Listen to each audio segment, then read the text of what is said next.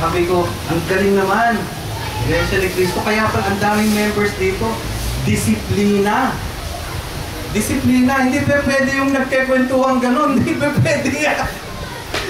Patay ka, nako. Pero sa tingin mo, wala namang bantay, ha? Wala kang makikitang bantay para disiplinahin sila. Anong ibig sabihin?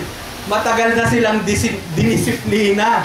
Noong pa, dinisiplina na sila. Kaya, every time na pumapasok sila sa loob ng church, ganun na lang ang itsura nila.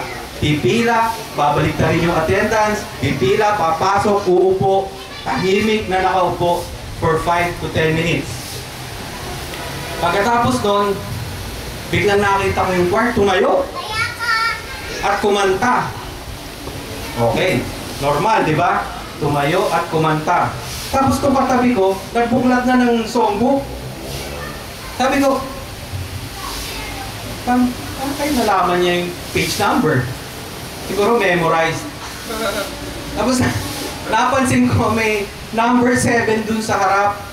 Akala ko noon oras, kalagay 7. 7.45 na, 7 pa rin yung nakalagay. Pala page number yun.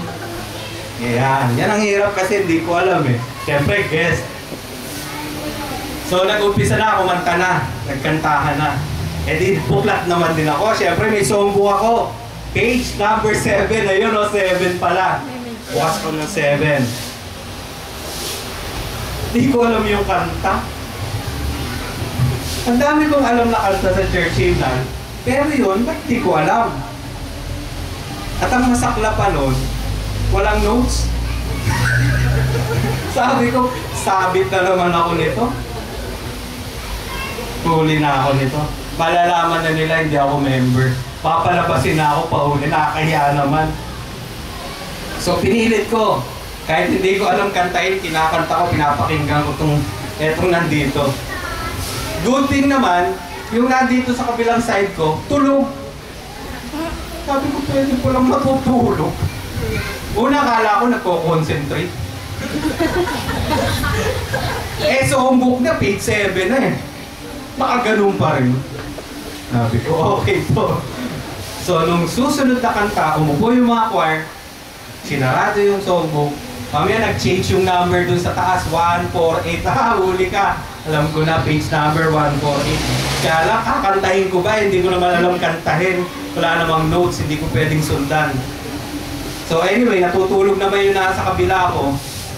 So kunwari, medyo kunwari natutulog din ako. Yan. Hindi na ako kumanta. Pinabayaan ko na siyang kanta ng kanta. And we sang like 8 to 10 songs. So inspiration pa lang yun. 8 to 10 songs. Remember, Iglesia ni Cristo to, hindi ating church to. And then after that, medyo mahaba na ba? Tapusin na natin. Nag-enjoy pa kayo? Okay lang? Okay. Tuloy natin. Afterwards, nanalangin yung yung pinaka sa prayer. Ang prayer nila emotional talaga, as in.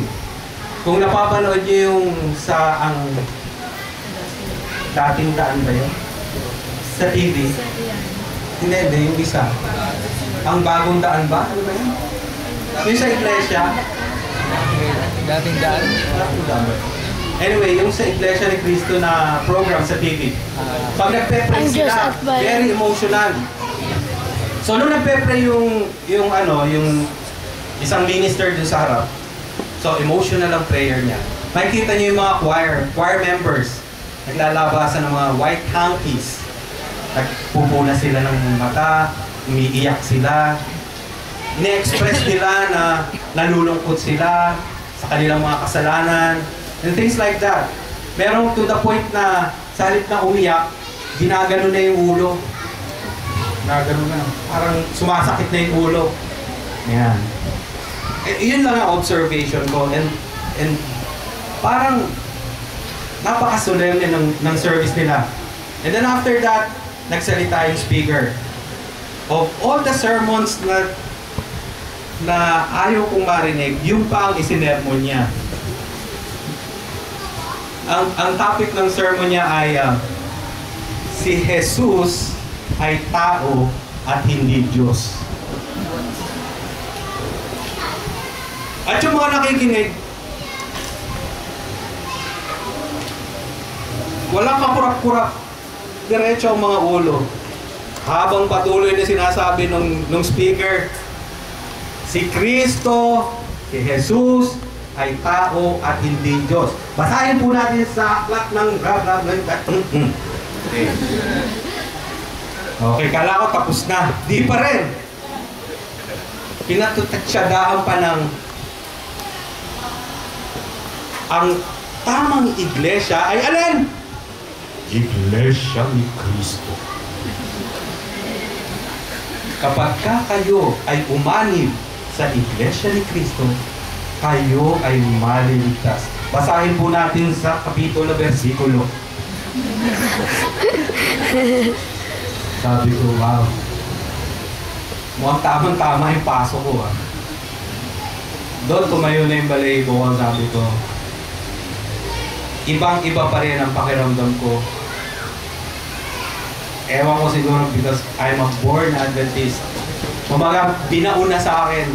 Kung pwede mo lang sabihin, brainwashing, I can consider it brainwashing, but in a good sense. Nasa atin ay katotohanan. At nililin lang pa ng iba, nililins pa nila ang tamang daan.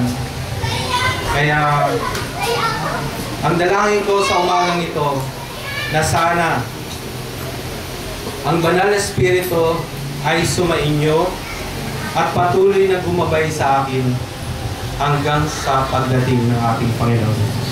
Amen.